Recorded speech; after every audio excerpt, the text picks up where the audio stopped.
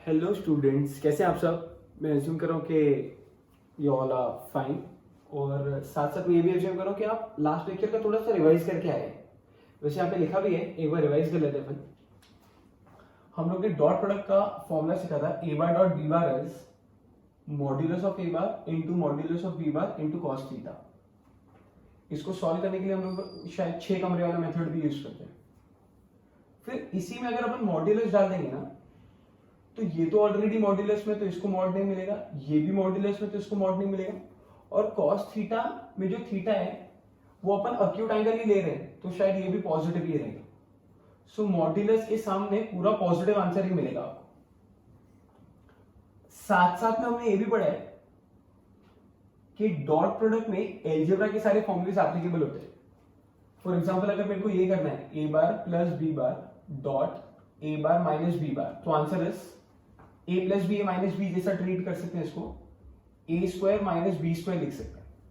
But क्योंकि vectors है तो बाहर आएगा और स्क्वायर है तो मॉड्यूलस आएगा। सिमिलरली अगर मैं आपसे पूछूं what is a plus b the whole square, तो वही अलजेब्रा वाला फॉर्मूला अप्लाई कर देंगे और इस साइड पे आंसर क्या आ जाएगा, ए स्क्वायर 2ab बी स्क्वायर। लेकिन वेक्टर्स है तो सब जगह बाहर और स्क्वायर है तो मॉड्यूलस। यहां स्क्वायर नहीं है तो मॉड्यूलस नहीं, खाली ए बार डॉट बी बार आएगा।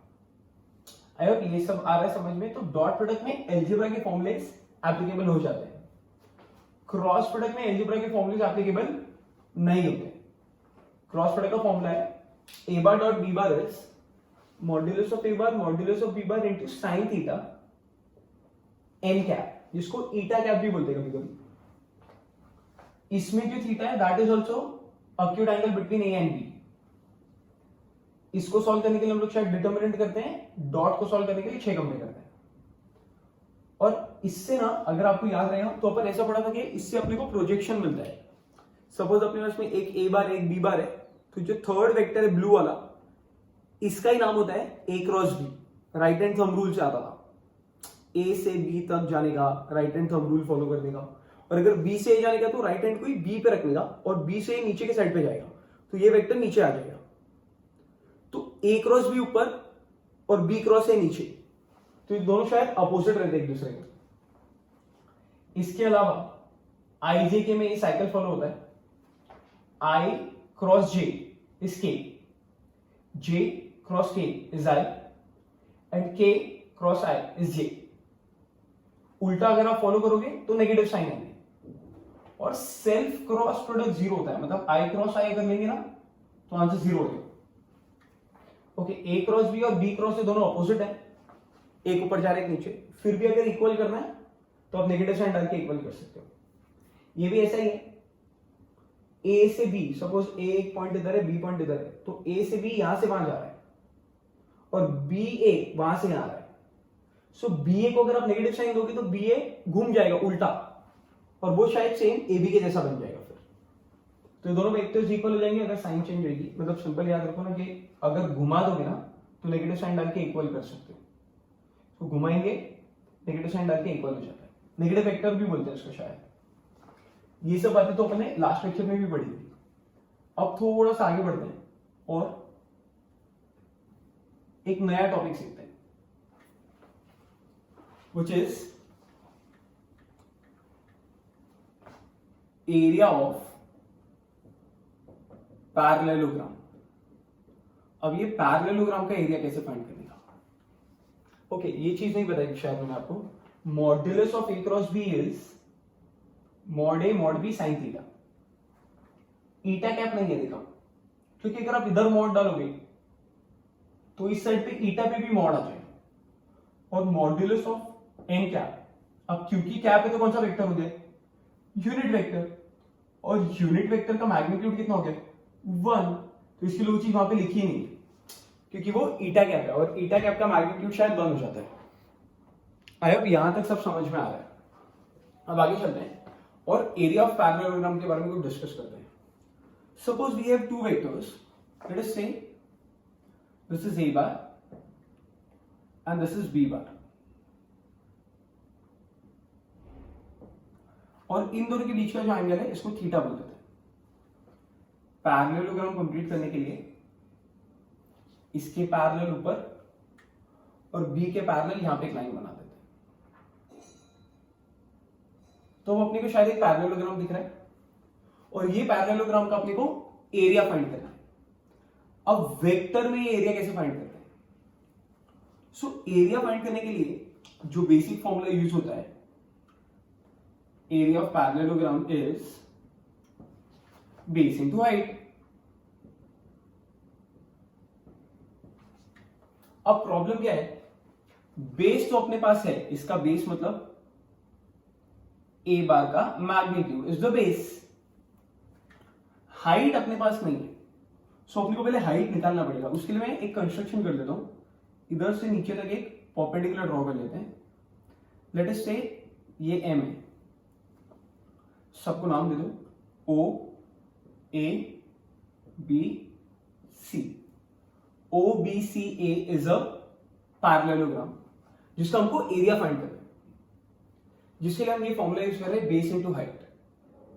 बेस अपने पास है, हाइट हमारे पास अभी तक नहीं है, हम लोग हाइट फाइंड करते हैं।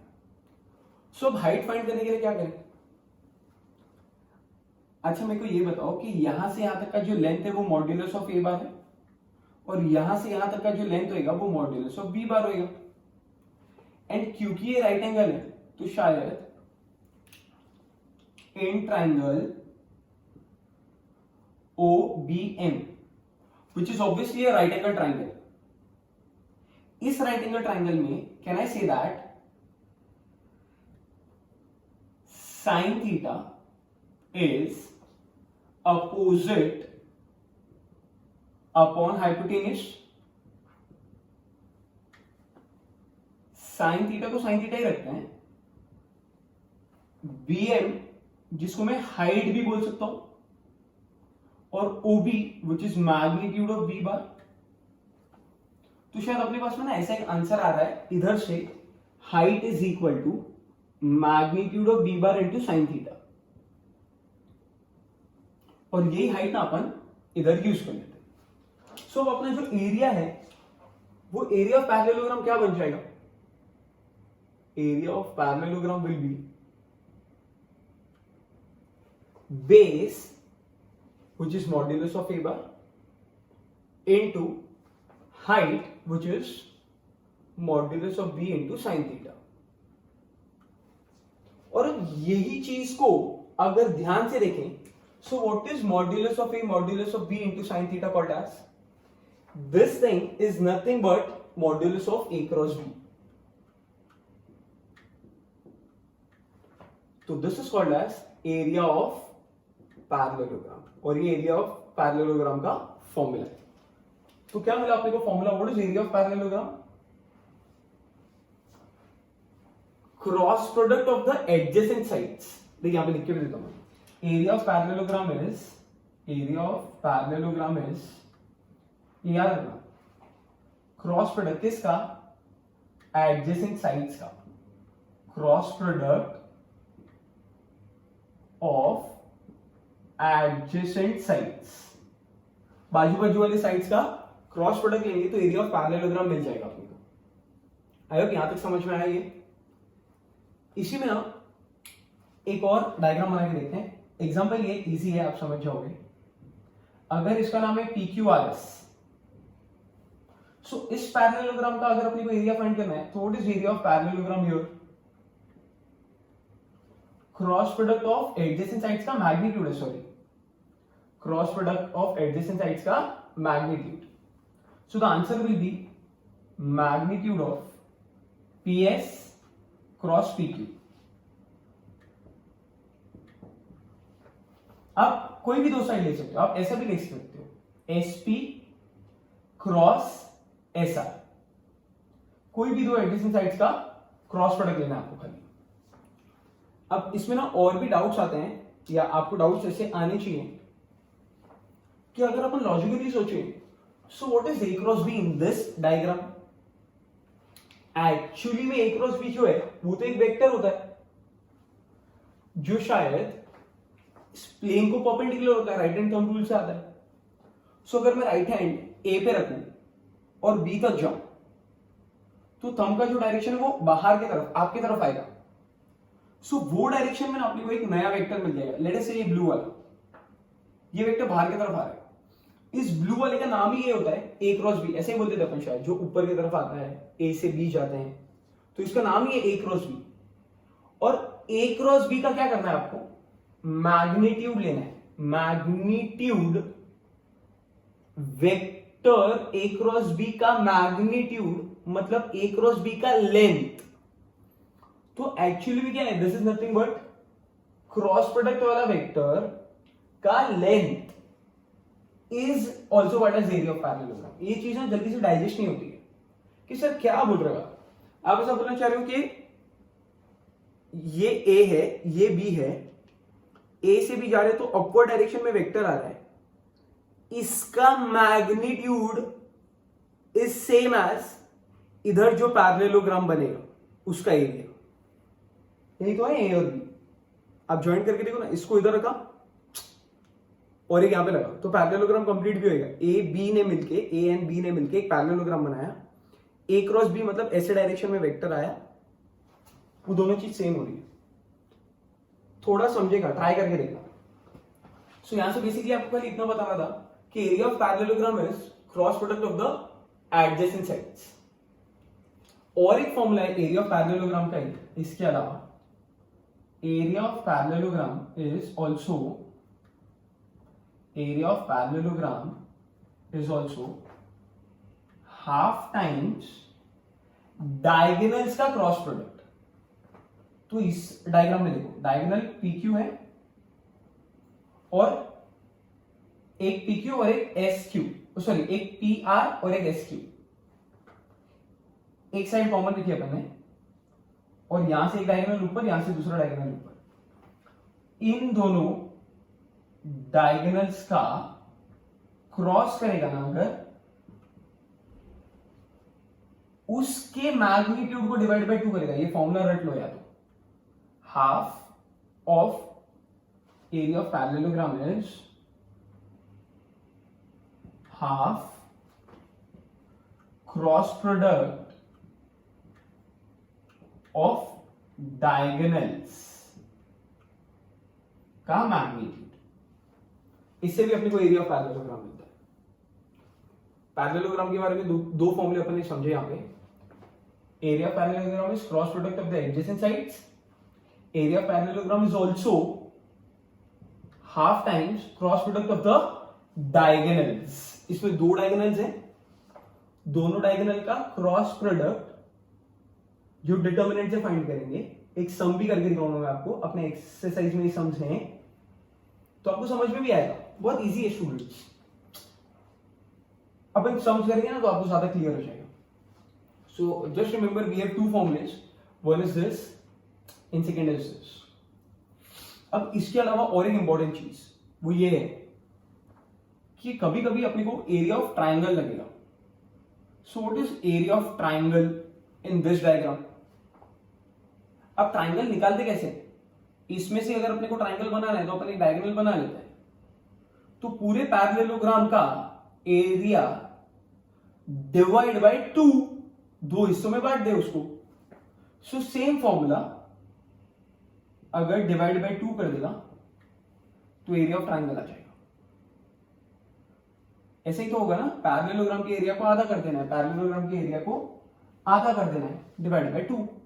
So can I say that area of triangle is half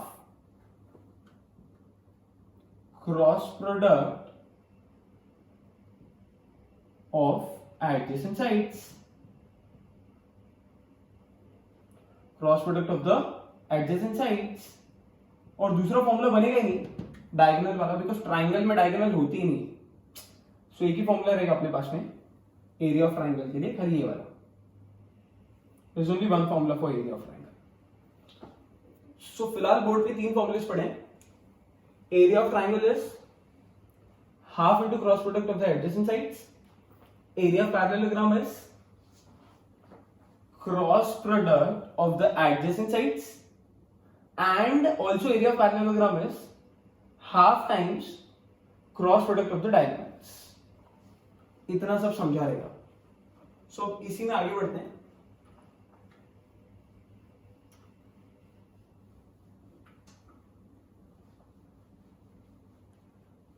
ये फॉर्मूले भी लिख लेते हैं अपन।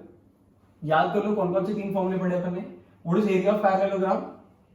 हाफ इनटू डायगोनल्स का क्रॉस, और एक है विदाउट हाफ मतलब साइड्स का क्रॉस, और ट्राइंगल के लिए वेरी गुड। चलो बोलो तीनों फॉर्मूले क्या क्या थे। Area of parallelogram is a bar cross b bar. Area of parallelogram is half into diagonals का cross, and area of triangle is half into adjacent sides का क्रॉस। और अब इसके ऊपर बेस्ड ना सम्स देखते हैं।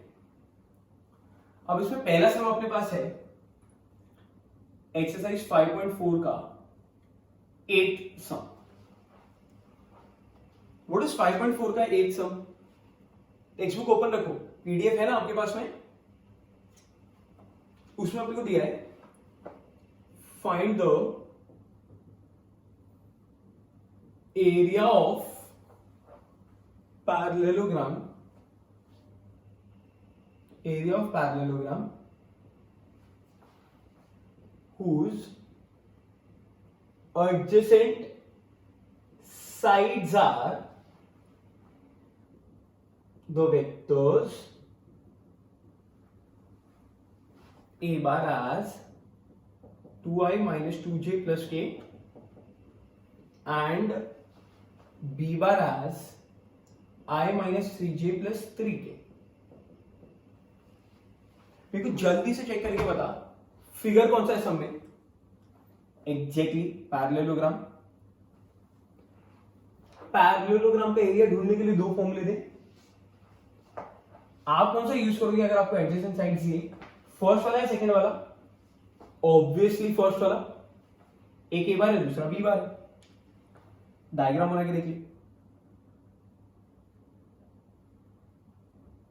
ये ए बार है और ये बी बार है।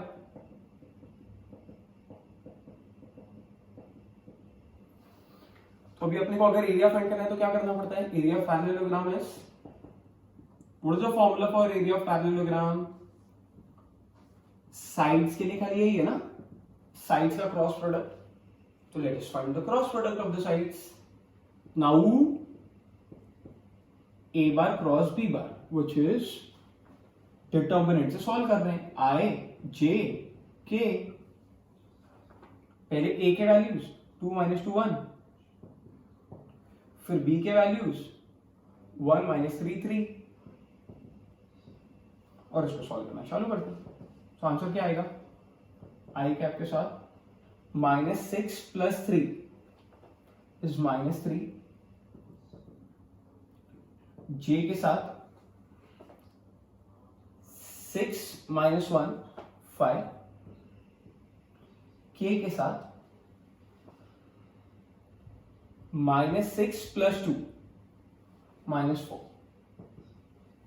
So this is A cross B, but we need magnitude of A cross B, which is under root of components 9 + 25 + 16, which is √50, and √50 is nothing but 5√2. So ये magnitude of A cross B आया और यही value area of parallelogram की है। So finally we can conclude that therefore area of parallelogram is 5√2 square units. क्यों ये लिखा? क्योंकि अपन एरिया निकाल रहे हैं और एरिया का यूनिट तो स्क्वायर में आएगा। So the answer is 5√2 square units. ये सम समझा है आप लोग को? नेक्स्ट सम देखते हैं। नेक्स्ट सम भी अपना यही लॉजिक के ऊपर बेस्ड है। Next sum is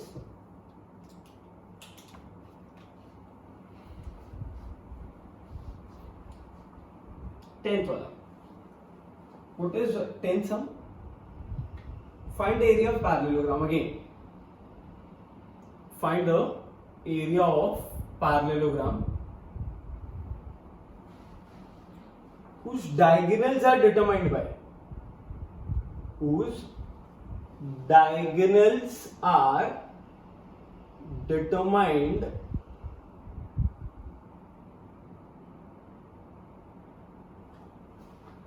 by the vectors a bar as 3i cap minus j cap minus 2k cap and b bar as minus i cap plus 3j cap minus 3k cap. ऐसा है. तो फिर से अपने को क्या find करना है बोलो? Area of parallelogram. अब एरिया ऑफ पैरेललोग्राम फाइंड करने के लिए आपके पास में अगेन दो फॉर्मूलेज हैं, बट अब की बार आपको क्या दिया हुआ है? Diagonals is given to us. और अगर बोलो डायगोनल्स ये है तो हम लोग शायद सेकेंड वाला फॉर्मूला यूज करेंगे.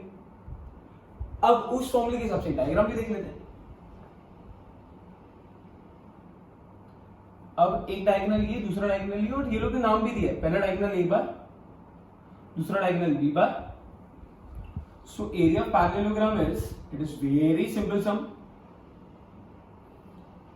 ए क्रॉस बी. अरे ये रहेगा ना फॉर्मूला, दोनों भी वेक्टर्स का क्रॉस प्रोडक्ट. ओके, अब मेरे को बताओ ये फॉर्मूला राइट है या रॉन्ग है? रॉन्ग है, बिकॉज ये तो तब काम आता है जब साइड्स ये होते हैं, और अगर डायगोनल्स है तो इसमें हाफ आ जाएगा, है ना? सेम प्रोसेस फॉलो करते हैं वापस. Now a bar cross b bar, which is y determinant I, j and k. A bar is 3 minus 1 minus 2, b is minus 1 3 minus 3. Solve करना चालू करते हैं. I 3 plus 6 9 minus j minus 9 minus 2 minus 11 plus 11 हो जाएगा. k के साथ 9 minus 1 8. So this is a cross b, but we need magnitude of a cross b. Under root of components उठा लिया. 81 121 64. अब ये ऐड करना तुम लोग कर लो, क्या आ रहा है? ये कितना हो गया? 202 264 266 आ रहा है. Under root of 266. So what is area of parallelogram? Area of parallelogram will be under root of 266 upon 2 square units. आप चाहो तो इसको सिंप्लीफाई कर लेना, इसमें से बाहर निकाल सकते हो आप. 4 बाहर आ रहा है, इसमें से 4 तो नहीं आएगा आई गेस, नहीं 4 नहीं आएगा, 2 बाहर आएगा, बट वो कुछ मतलब नहीं, ऐसे ही पढ़ा रहता है. ये भी सम समझ में आया. सो ये दोनों फॉर्मूले के ऊपर बेस्ड होकर ही सम किए, और दोनों के साथ आप कंफर्टेबल भी हो. अब थोड़ा इंटरेस्टिंग समझिए. Now we are going to start with this 9th वाला sum. What is 9th sum? एक दूसरे मोबाइल में पीडीएफ खोल के रखो. What 9th sum is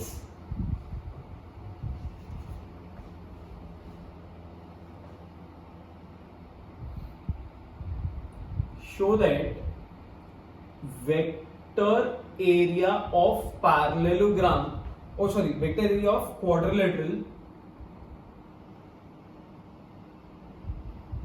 ABCD is half AC cross BD, where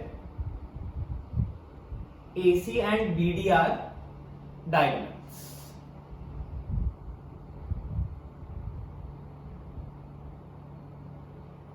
थोड़ा थोड़ा समझा रहेगा सम. कि अपने को किसका एरिया फाइंड करना है, क्वाड्रिलेटरल का। और आगे क्या बोल रहे बोलो, इस क्वाड्रिलेटरल के लिए ऐसा आपको फाइंड भी नहीं करना, रादर प्रूव करना है, जिसमें एसी और बीडी डायगोनल्स। सो डायग्राम बनाते हैं।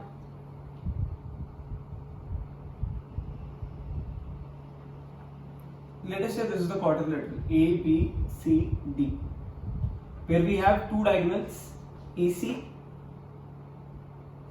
and BD. AC and BD are the diagonals. ठीक, स्टार्ट कैसे करें, मेरे को ये बता, what is area of triangle का formula,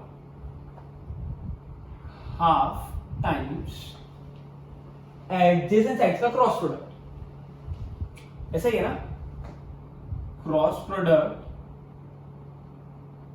of adjacent sides.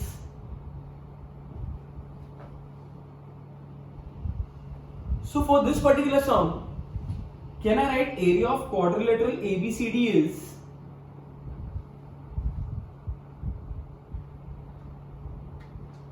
area of triangle ABC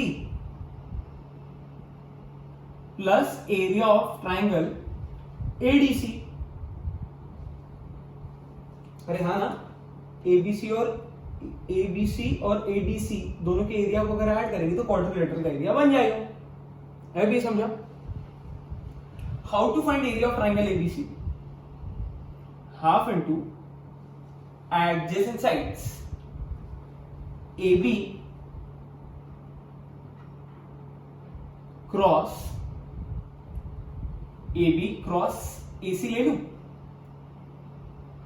मैं जानबूझ के AC ले रहा हूं बिकॉज अपने को आंसर में चाहिए AC। आप चाहिए तो BC भी ले सकते हो, बट AC लेते हैं बिकॉज आंसर में रिक्वायर्ड है। So half AB cross AC, दोनों एडजेसेंट साइड्स का क्रॉस प्रोडक्ट। आप अदर वे भी लिख सकते हो, AC क्रॉस AB भी लिखोगे तो भी चलेगा। इसकी जगह आप AC क्रॉस AB भी लिखोगे तो भी चलेगा, प्लस इधर way is right, half ADC इसमें क्या आएगा, AD क्रॉस AC ले लूं, AD cross AC। I hope ये भी समझा आपको। चल आगे जाता है।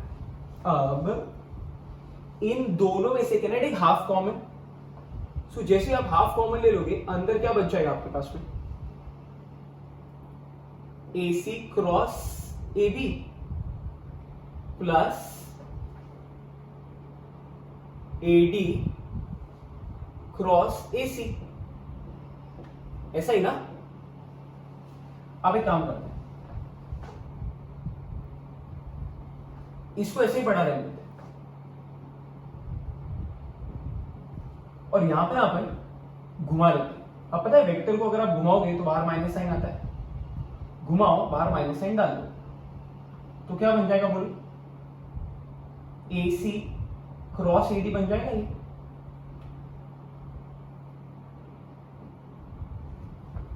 आई होप ये भी समझा आपको। अब क्या करते हैं अपन, half, can I take AC common इसमें से, क्रॉस के साथ अंदर क्या छूट गया, इधर AB minus AD। I hope ये भी समझा। आगे हाफ AC क्रॉस, इसको अगर मैं घुमा दूं, इसको वेक्टर को ही अगर घुमा देते हैं तो भी साइन चेंज होती है ना। सो AB को AB रखते हैं, इसको प्लस करके कैन आई राइट DA। और अगर आप ध्यान से समझ सकते हो तो ये शायद ट्राइंगल लॉ है। आप रीअरेंज करके लिखो, DA पहले लिखो फिर AB लिखो तो ऐसा दिखेगा, DA प्लस AB। और ट्राइंगल लॉ ने बताया था कि ये दोनों उड़ जाएगा, तो आंसर क्या आ जाएगा, half AC cross d b आ जाएगा, चलेगा ना, उससे कुछ फर्क नहीं पड़ने वाला है। आप एसी क्रॉस डीबी करो या एसी क्रॉस बीडी करो, it is one and the same. Cross product क्या होता है, राइट हैंड थंब रूल ना, आप यहां से यहां जाओ या इधर से इधर आओ, इससे फर्क पड़ने वाला ही नहीं है। सो आपका फाइनल आंसर जो एरिया है, वेक्टर एरिया, वो तो वैसे भी पॉजिटिव ही आने वाला है। So this is exactly same as half AC cross b. इससे जरा भी चेंजेस नहीं आएगा आपके आंसर में। आई होप ये भी समझ में आया सब। चल, ये बहुत अच्छा प्रूफ था ये समझने के लिए कि डायगोनल्स का ही क्रॉस प्रोडक्ट लेते हैं, डायगोनल्स का क्रॉस प्रोडक्ट होता है तो शायद अपने को वेक्टर एरिया मिलता है, प्रोवाइडेड डिवाइड बाय हाफ करेंगे। आई होप थोड़ा थोड़ा समझाइए। चल,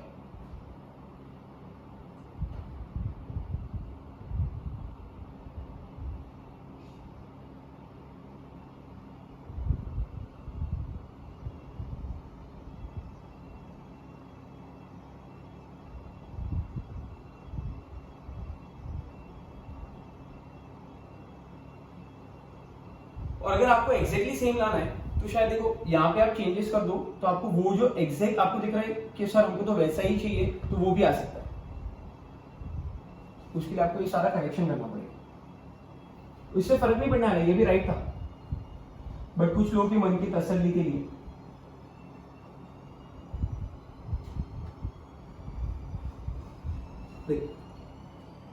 क्या करना पड़ेगा अभी अपने को, यहाँ पे इस साइड पे अपने को लेना पड़ेगा ए बी क्रॉस ए सी। पहले अपन ने लिया था ए सी क्रॉस ए बी, अब अपने को लेना पड़ेगा ए बी क्रॉस ए सी। तो ये बन जाएगा ए बी क्रॉस ए सी और ये वाला बनेगा A C cross A D.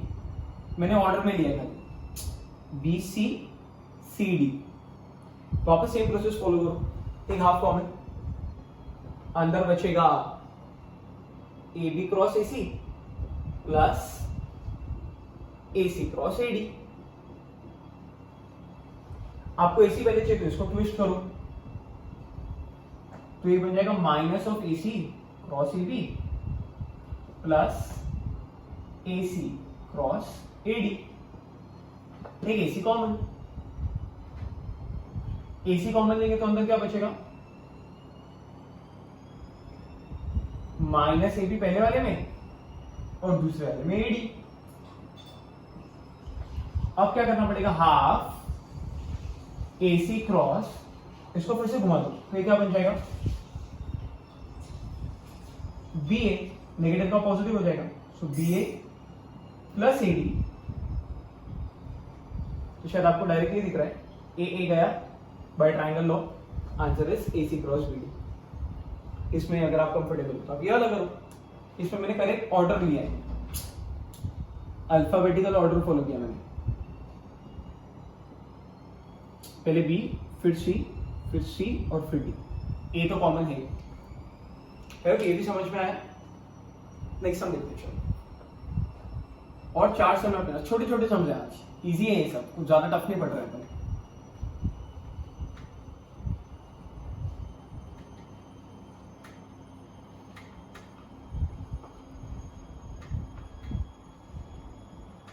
चलो चलो चलो, next sum we have this। अच्छा, before starting with the next sum, ये देखिए, what is a bar dot b bar mod a mod b cos theta,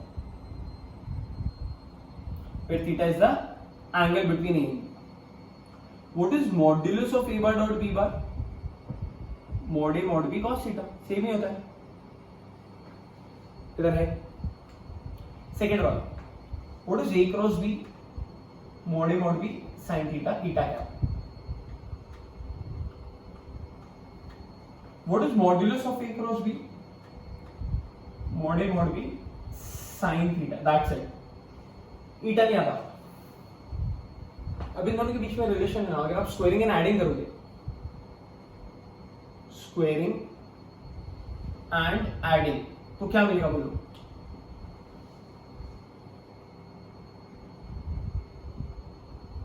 square, mod है तो individual square और cos square, इस साइड पे, और ये साइड वाले का आंसर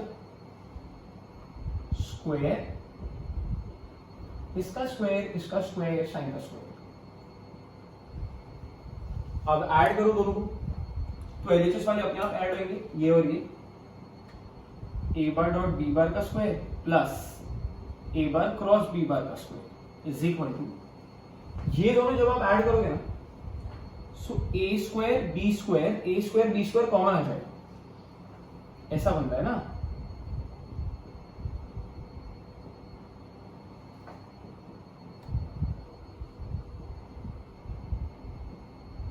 तो क्या बचेगा, जैसे ही आप ए स्क्वायर बी स्क्वायर कॉमन ले लोगे तो अंदर शायद बच जाएगा cos square plus sine square which is 1। सो यहां से कंक्लूड किया जा सकता है, ये बहुत ज्यादा इंपॉर्टेंट रिजल्ट है जो आप वाले सम्स में काम आएगा, डॉट का स्क्वायर प्लस क्रॉस का square is equal to individual vectors का square. This is the formula which we are going to use now. Easy है, डॉट का स्क्वायर प्लस क्रॉस का square is equal to individual vectors का square, ये use करते हैं और इसके ऊपर बेस सम्स करते हैं। So now the third sum that we have is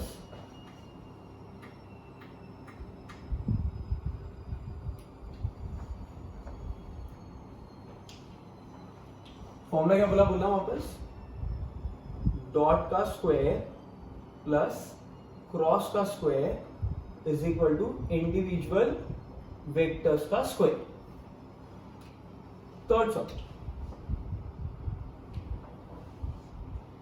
third sum is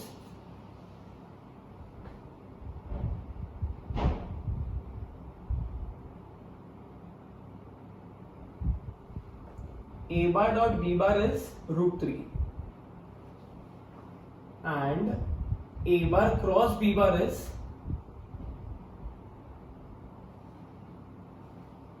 two i cap plus j cap plus 2k cap. Find angle between a, अरे ये कैसे है, find angle between a bar and b bar. So अपने को क्या find करना है, a बार और बी बार के बीच का एंगल फाइंड करना है। ओ तो एंगल फाइंड करने के लिए तो अपन ये वाला फॉर्मूला यूज करते थे, cos थीटा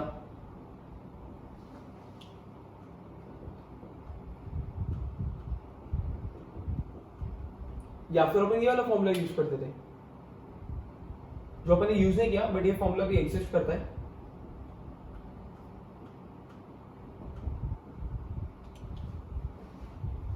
बट ये वाले सम में क्या प्रॉब्लम हो रही है, ये वाले सम में अपने को दिया हुआ है a cross b and a dot b. अब ए क्रॉस बी दिया है तो शायद मेरे ख्याल से अपने को ये वाला वैल्यू मिल सकती है न्यूमरेटर में, एंड हमको शायद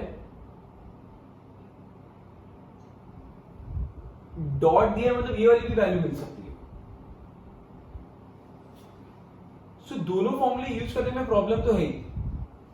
हमारे पास में ये अननोन्स है अभी तक, कौन कौन से, ये हमको इस फॉर्मूले में भी नहीं पता है और ये वाले फॉर्मूले में भी नहीं पता है। सो हमको पता कौन कौन सी वैल्यू है, डॉट वाली वैल्यू पता है, क्रॉस वाली वैल्यू पता है, जिसका मैग्नीट्यूड हम निकाल सकते हैं। So as of now we know dot, we know cross, so we will use this formula to find the remaining values, और फिर वो वैल्यू मिलने के बाद इसमें लेके छोड़ देंगे। सो इससे या फिर इससे आंसर आ जाएगा। चेक करके देखते हैं। हमारे पास में जो है वो ए क्रॉस बी है, सो ए क्रॉस बी का मैग्नीट्यूड क्या होगा, under root of 4 + 1 + 4 which is 3, and we have that relation now, क्या है वो, डॉट का स्क्वायर प्लस क्रॉस का square is equal to individual vectors का square. A dot b √3 square 3, a cross b का मैग्नीट्यूड 3 का square 9 is individually square. So the answer is √12 taking square root. आई यहाँ तक समझ में आया। और मैं पॉजिटिव नेगेटिव नहीं लिखूंगा because of magnitude into magnitude, मतलब पॉजिटिव मैग्नीट्यूड तो पॉजिटिव ही होता है, लेंथ है, तो positive into positive answer has to be positive. अच्छा, so the final answer is modulus of a bar into modulus of b bar is 2√3। अब तो आप कोई भी फॉर्मूला यूज करो ना, अब आप ये फॉर्मूला यूज करोगे तो भी आंसर आएगा, और अब ऊपर वाला cos थीटा भी यूज करोगे तो भी आंसर आएगा। अपन cos थीटा यूज कर लेते हैं, फटाक से √3 कैंसिल होता दिख रहा है। So the next step is now cos theta is a bar dot b bar upon modulus of a bar into modulus of b bar, which is √3 upon 2√3. Cos theta is half, so theta is 60 degree, which is nothing but the angle between A and B. अगर ये समझ में आया, आप sine theta वाला भी formula use करोगे ना अगर, तो फिर भी आपको आंसर सेम ही आने वाला है। देखो इसके अलावा अगर अपन साइन थीटा यूज करते हैं, सो a cross b upon mod a mod b, तो आंसर क्या आता? क्रॉस b का मैग्नीट्यूड 3 अपॉन ये वाला आंसर 2√3। एक बार √3 कैंसिल होगा और एक बार न्यूमरेटर में बचेगा √3/2। साइन थीटा √3/2 मतलब theta 60 degree. So either you use this formula or you use this formula, you will get the same answer.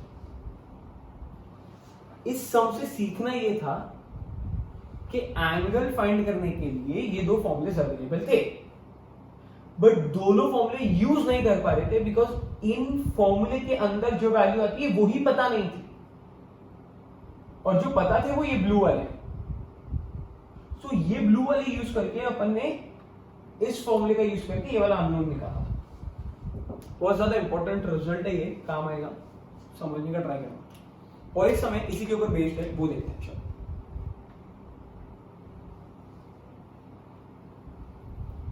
So next sum is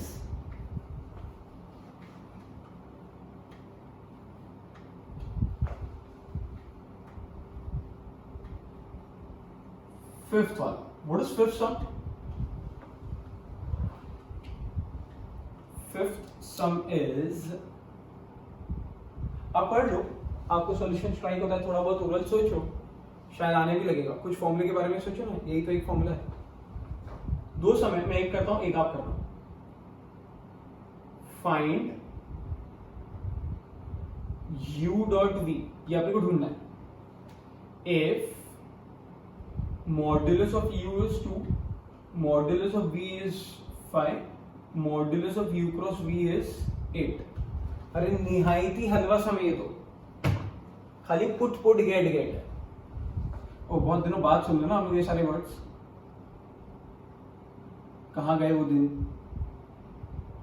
चल बोलो।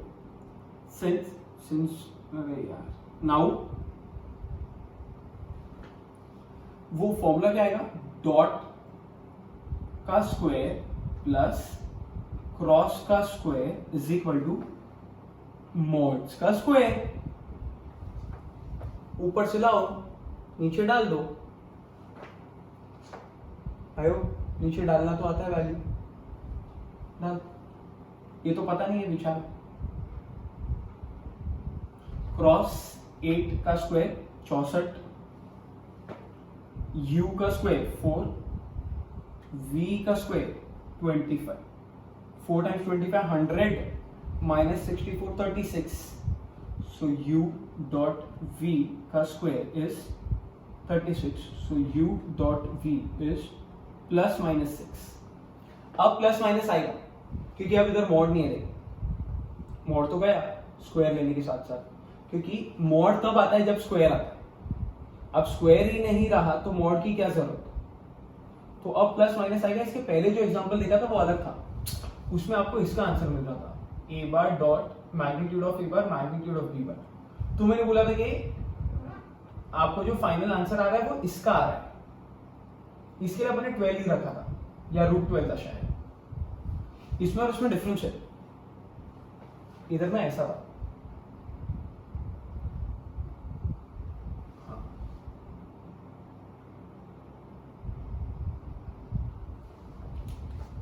तो जब आपके स्क्वायर गए थे तब मॉड नहीं गए थे, बिकॉज यहाँ मॉड अभी भी हैं, इंडिविजुअल मॉड्स थे ये। इसके लिए ओके ये कैसे समझाऊं मैं आपको, इसका प्रूफ देखो। प्रूफ जब इसका प्रूफ पढ़ाया ना मैंने, तो आपको समझेगा कि ये मॉड में यहाँ पे क्यू प्लस माइनस नहीं लिया और यहाँ पे प्लस माइनस लिया है, तो आपको डिफरेंस अब क्लियर हो जाएगा। इसका प्रूफ देखना। अच्छा इजी था ये समझो बहुत ज्यादा। और एक देखते हैं।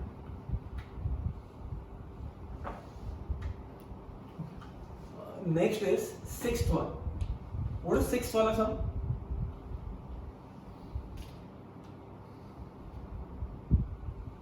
Sixth sum is prove that 2a minus b cross 2a plus b is 4a cross b। बोलो। प्रूव दैट, ट्रिग्नोमेट्री से चलते आ रहा है। प्रूव दैट स्टार्ट कौन सी साइड से करने का? LHS से कर रहे हैं।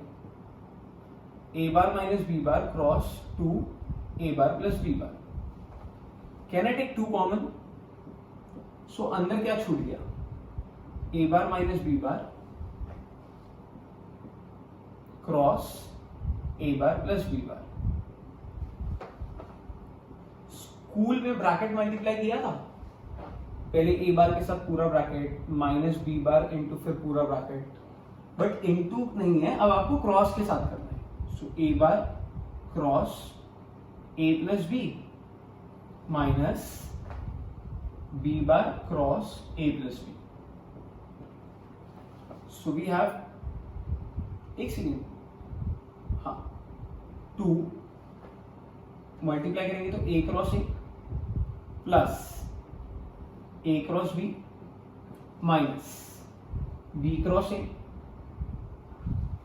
Minus b cross b. But मेरे को बताओ सेल्फ क्रॉस प्रोडक्ट कितना होता है? 0 होता है। इधर भी तो शायद 0 होगा, तो ये दो टर्म तो उड़ गए, तो बचा क्या? क्या a cross b minus b cross a. But पता है वेक्टर को अगर घुमाते हैं ना तो साइन चेंज हो जाती है। सो ये बी क्रॉस ए जो नेगेटिव दिख रहा है, अगर आप इसको ए क्रॉस बी लिखोगे तो और एक नेगेटिव आएगा, जिसकी वजह से ये क्या हो जाएगा? पॉजिटिव। तो वो टाइम पे कैसा दिखेगा? 2a cross b plus a cross b. देख लो ऐसे दिखेगा 2a cross b, 2a cross b minus का हो गया प्लस, क्योंकि ये घूम गया। So a cross b plus a cross b, 2 times a cross b, which is 4 times a cross b। I hope समझा। देखो क्योंकि ये क्रॉस प्रोडक्ट था, इधर एलजेब्रा के फॉर्मूले से एप्लीकेबल नहीं थे, इसके लिए पूरा करना पड़ा। यही अगर इसके जगह डॉट होता तो सादा सादा 2 2 4 a प्लस बी के माइनस बी हो जाता। तो आंसर क्या आता है डॉट के केस में? 2 2 4 a plus b minus b होता है a square minus b square, और स्क्वायर है इसके लिए मैग्नीट्यूड। आई होप समझा ये, थोड़ा अच्छे से समझना है ये सब बातें, बिकॉज ये सब नेक्स्ट चैप्टर में आपको बहुत ज्यादा तकलीफ देगा। अच्छा मैं रिवाइज नहीं करवा रहा, बिकॉज क्लास में होता है ना तो रिवाइज करने का ऑप्शन भी होता है अपने पास, नहीं समझे वापस पढ़ा देते हैं। बट यहाँ पे रिवाइज कराइए मतलब नहीं, अगर रिवाइज ही करना है वीडियो बैकवर्ड करके देख ले, वीडियो पीछे ले जाके तो देखते ही है ना अपन। कभी कभी इंटरेस्ट की वजह से आप वीडियो को पीछे ले जाते हो, यहाँ पे इंटरेस्ट नहीं है but need. Last one for today, that is 7th one।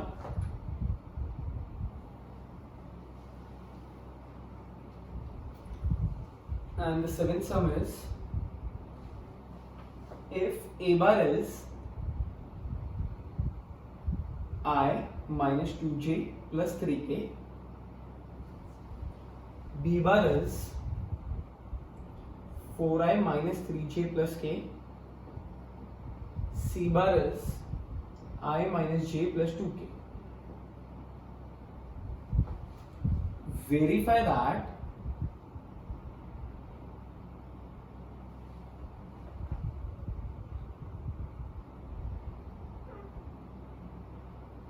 a bar cross b bar plus c bar is equal to a bar cross b bar plus a bar cross c bar. इसे आपको verify करना है। अब verify का मतलब ये नहीं होता प्रूव दैट, इसका मतलब होता है चेक करने का। सो अब चेक करने के लिए अपने को सिर्फ एलएचएस या सिर्फ आरएचएस से काम नहीं चलेगा, इस समय हमको एलएचएस भी करना पड़ेगा एंड आरएचएस भी करना पड़ेगा। यहीं पे कर लेते हैं एलएचएस ए क्रॉस बी प्लस सी। अब आप क्रॉस प्रोडक्ट कैसे लेते हो? डिटर्मिनेंट से। सो डिटर्मिनेंट से लेने के लिए ऊपर आता है आई जे के, ए बार वाला पहले आता है तो 1 माइनस 2 3 आ जाएगा, और जो बाद में होता है क्रॉस के वो यहां आता है। तो अब यहां पे कौन है? b प्लस सी है, और वो पूरा का पूरा शायद इधर आने वाला है। सो b प्लस सी मतलब ये दोनों वेक्टर्स का एडिशन कर लेते हैं, ओरल कर लो। 5 माइनस 4 3, इसको सॉल्व करते हैं तो एलएचएस का आंसर आएगा -6 प्लस 12 इज 6,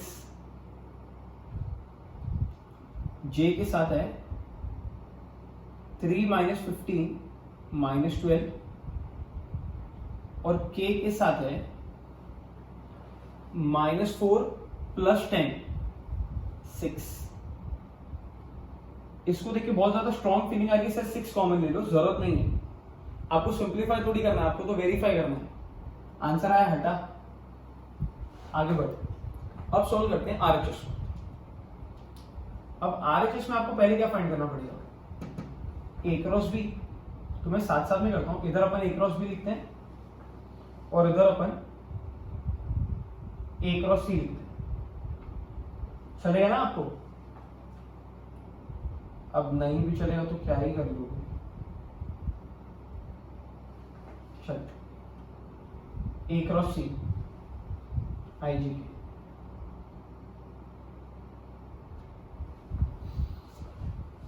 ए वाली वैल्यूज 1 माइनस 2 3, 4 माइनस 3 1, उस साइड में ए क्रॉस सी 1 माइनस 2 3, 1 माइनस 1 2। सॉल्व करते हैं। आई के साथ आ रहा है -2 प्लस 9 इज 7, जे के साथ 1 माइनस 12 इज -11 तो +11, एंड के के साथ -3 प्लस 8 5। इस साइड में देखते हैं क्या मिल रहा है। -4 प्लस 3 इज -1, जे के साथ 2 माइनस 3 इज -1 तो हो गया +1, सही जा रहा है। के के साथ -1 प्लस 2 इज 1। और अब आपको करना क्या है, ये दोनों आंसर जो अलग अलग निकालने करने हैं, इसका आंसर ये, इसका आंसर वो, दोनों आंसर्स को ऐड करना था तो ऐड कर देते हैं। आप अलग अलग करके करना, ऐसा ही मत करना वरना गड़बड़ हो जाएगी। आंसर आ रहा है 6i 12j and 6k. So therefore can we conclude LHS is equal to RHS? Hence prove नहीं आएगा भाई, वेरीफाइड कितने बार पढ़ा है आपने ये? आई होप ये भी समझ में आया। That's it for today. आज जो अपन ने किया वो एरिया ऑफ पैरेललोग्राम किया, दो फॉर्मूलेस, एरिया ऑफ ट्राइंगल देखा। इसके अलावा अपन ने एक इंपॉर्टेंट फॉर्मूला था जो यहाँ पे देखा था, और ब्रैकेट ओपन करने का देखा क्रॉस प्रोडक्ट में, अलजेब्रा के फॉर्मूले काम नहीं आते। फिर ये लास्ट सम किया अपन ने, वेरीफाई दैट वाला, डिटरमिनेंट से सॉल्व करते हैं। बस that's it for today. Next lecture में आने के पहले ये सब एक बार रिवाइज करके फिर आना अच्छे से। That's it for today, till then bye bye, take care. अरे यार होमवर्क बताना रह गया आपको, सो इस लेक्चर के बाद में अब थोड़ा ज्यादा होमवर्क मिलेगा, बिकॉज इस चैप्टर के ना मिसलेनियस में टोटल 50 सम है जो बहुत ज्यादा हो जाएंगे। तो कुछ अच्छे बच्चे जो लोग घर पे प्रैक्टिस करते हैं, जिनको चैप्टर समझ में आ रहा है, वो लोग होमवर्क में स्टार्टिंग पहले तो 1 to 5 MCQ कर लो, बहुत ज्यादा इजी MCQs, और मिसलेनियस के क्वेश्चन नंबर 2 का 1 से लेके 10 तक। But before starting with the miscellaneous, अगर आपको टाइम मिले, जितने भी लेक्चर्स अभी तक हुए सब तो नहीं देख पाओगे, बट सबका ना इंट्रोडक्शन वाला पार्ट देख लो। अगर आप वो भी देख लोगे तो बहुत ज्यादा हो जाएगा। वो इंट्रोडक्शन पूरा देख लो, कौन कौन से टॉपिक्स समझाए गए, सम्स मत देखो, टॉपिक्स देख लो, और वो सब एक बार रिवाइज हो जाएगा सब। उसके बाद में आप मिसलेनियस स्टार्ट करना। अभी मैंने आपको बहुत ज्यादा इजी सम्स दिए हैं, 1 से लेके 10 तक, और MCQ 1 to 5।